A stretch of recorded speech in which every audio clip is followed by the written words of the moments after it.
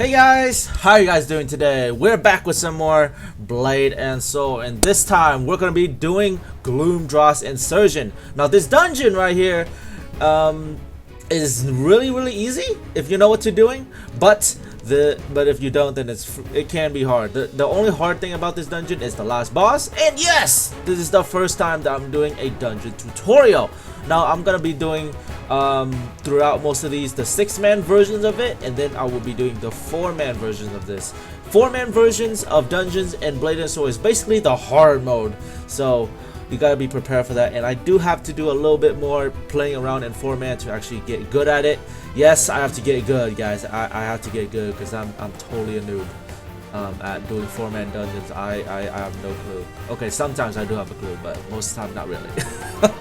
Alright, so Gloomdross Incursion. Now this dungeon is not hard, alright? This dungeon is not hard, I promise you. Especially in 6-man.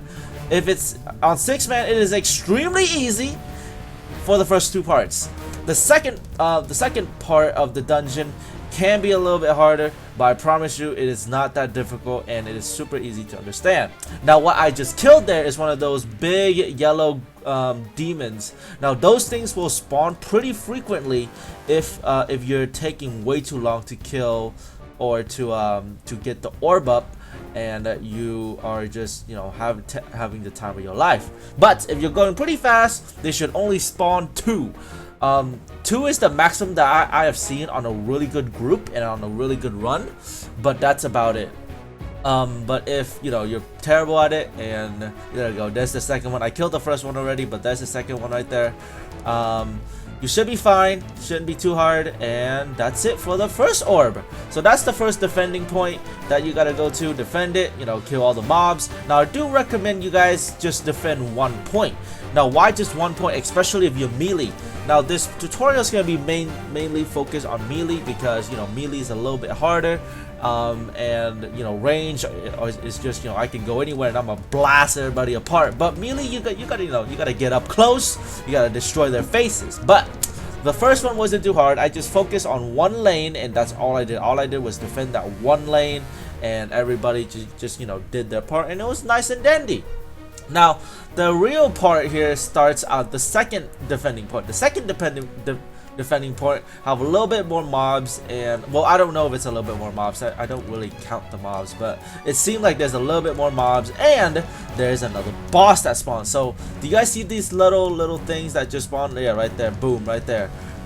They're like mad in gloss or something like that. Like they're the big guys that spawn there. I can't pronounce their name right now because I'm watching on a pretty small screen of Sony Vegas, but as you guys can see, they're not too hard to kill. You just gotta DPS them down, and especially on 6-man, you should not fail to kill them. Kill them. You should not fail to kill them. They're really easy to kill. It just, you know, DPS them down. They don't even attack you. That's the sad part, right? They're like, you know what, dude, I can't even kill them. Right, just kill me, end me already, you know. But yeah, that's it. Just kill those guys, defend the points, and that's it for the second phase of the defendant. Now this part is speed up so that I can talk through this a lot easier, and that will be much about it. Okay, so just a little bit more, and boom, there it is. The core is activated. Okay, so looks like the demon core purification thing is now activated. Very nice.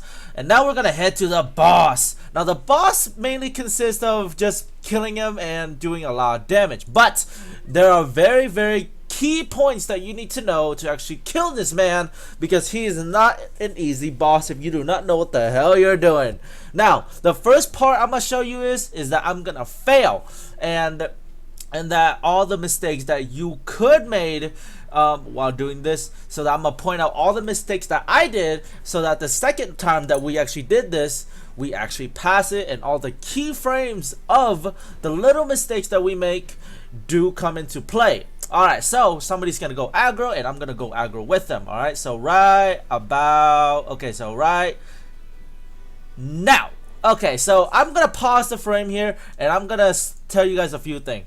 The first thing that you want to do is not waste your CC on this boss just yet, because you don't want to CC him. Mainly because if you're a Blade Master like me, you have 2 CCs. Double stun, very important. Rush and boot can give you a double stun. Now, this is a very bad mistake that I made here. I used rush right at him when he's at full HP, because I believe at some point of his HP, he does trigger a certain powerful AoE that you must stop. So that was the main point of this part right here. Do not use your CC. Use something that is approach but does not give CC, so that you can later on use it when you're useful. Of course, DPS him out after this part. Alrighty guys, so as you guys can see here, I'm now proceeding to DPS him. He does 1 top circle, he's gonna do 1 bottom circle, he's gonna go for like a flamethrower hyper beam style kind of thing, you know what I mean?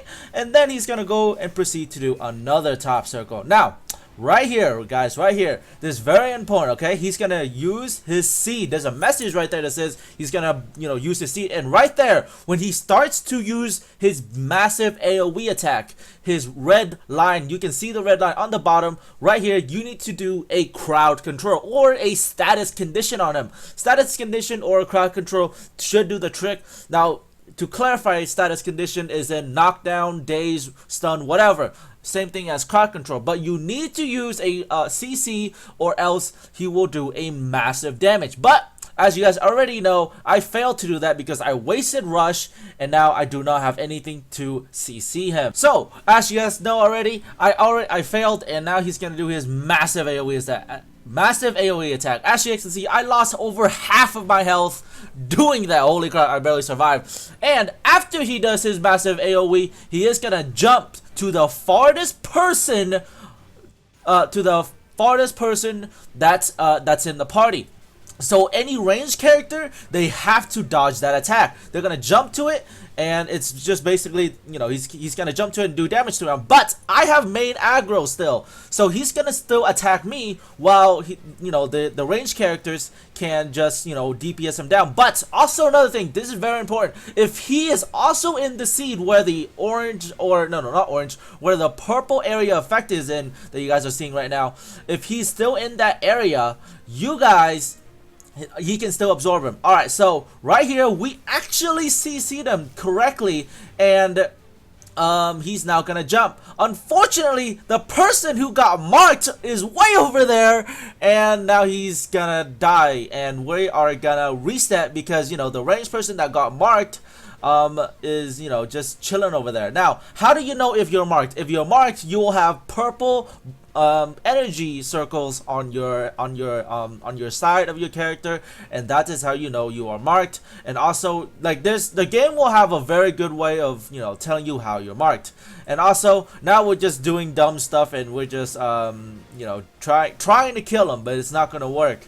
Now, if you somehow survive the part where he actually survives it, you know, somehow survive the part where he does 2 seeds, and he does 2 seeds, and then after that part, he's gonna says that part he's full of dark chi. Now, when he's full of dark chi, he's gonna have 3 energy balls on him. Now, you can miss the first one, but you cannot miss the other 2, because you need 2 blasts to hit all the enemies that he spawned to give him life. Unfortunately, we failed on that too, so he's gonna do a massive recovery. He's gonna do the same thing, and after 2 times of the seed that he puts down, he is gonna enrage, unfortunately. So you know what? I said, I'm done. I'm out of here.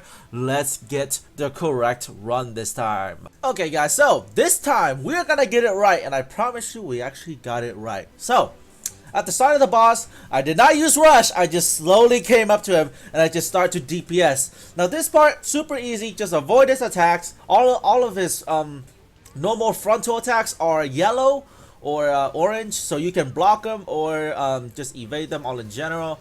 So I have main aggro because I have a little circle, you know, circling around in my feet. And so now, massive AoE, bam, I canceled it immediately with my stun and boot combo, and now he's gonna jump. Alright, now he does jump, but he does jump a little bit too close to the seed. So I'm gonna try to pull him. Now if you wanna pull him, you gotta wait for a little bit and now he'll just move forward. So right here, he's just gonna do his normal frontal attacks again. You know, one up circle, one back circle, a flamethrower attack. You know, all that normal stuff. Not too hard. And there we go. I pulled him out of the purple area, and now it is all nice and good. Flamethrower attack. Bam, super nice, super nice. He's gonna do his frontal grab or attempt to grab, and now he's gonna open his second seed right there. Bam. All right, so right after he puts his second seed, bam, one more time, stuns him, and this time I'm gonna do my, you know, awesome air combo. Boom. Awesome. And now I'm gonna proceed to get over there as fast as I can and try to help out the range, because without me they won't be able to tank very well. And of course, I want to have the main aggro because so I can let range do their job. So now I'm just gonna try to pull him back, because once again he's in the area that I do not want in. So bam, just wait there for a little bit. He'll move forward, and that's all you gotta do. And plus, this is 6-man, so a 6-man, it's you know you'll be able to do a lot more damage over time, a lot faster. And he's gonna do his spin around, bam, bam, bam, super easy.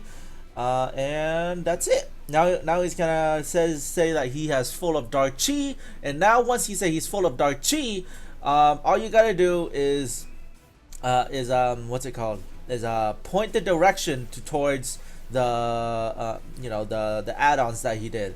Now the first one did hit, which is very nice, and now we missed the second one, but we're gonna readjust, and I'm gonna try to get him. So we readjust, we got him. I use blindside to avoid it, and bam, he kills his own family members that he spawned. And that is it. Now if he does get to the second phase, he will do the exact same fight again, but this is 6-man, so you're able to do a lot more damage, and we took him out before he even got to do his second cycle. Alright guys, that is basically the fight. It is not too hard. It's just that people just don't know what to do the first time, and I had to explain it, and that's how we did it the second time. Now, this dungeon actually gives quite decent amount of loot. It gives you a lot of stingers. It gives you twisted soul shield. I believe it gives you the 7 and 5. Not sure, just, you know, but I know for a fact it gives you twisted soul shield, not 1 and 2, but it gives you the 5 and maybe 5, 6, maybe 7. I'm not sure, but this dungeon is really good for stingers. It gives you a lot of money. 2 gold for me. Okay, I get 2 gold for doing this dungeon every single day, and it's pretty good. Excuse me, but yeah, super easy dungeon, not very hard, and you know, you just gotta know the mechanics to pass it first time. And I actually have had groups where they have failed it before, but that's basically the fight, guys. So with that being said, I hope you guys have enjoyed this video, and I'll see you guys next time on Blade and Soul Dungeon Tutorial. Maybe that'll be the next video, but I'll try to find something in between so that I don't have to do dungeon tutorials every single video, right? That's because that gets a little boring over time, and I don't like that. So with that being said, once again, I will see you guys next time on whatever we're doing. Because I had to think there for a second. Whatever I'll see you guys on the next time on whatever we're doing, and I'll see you guys then.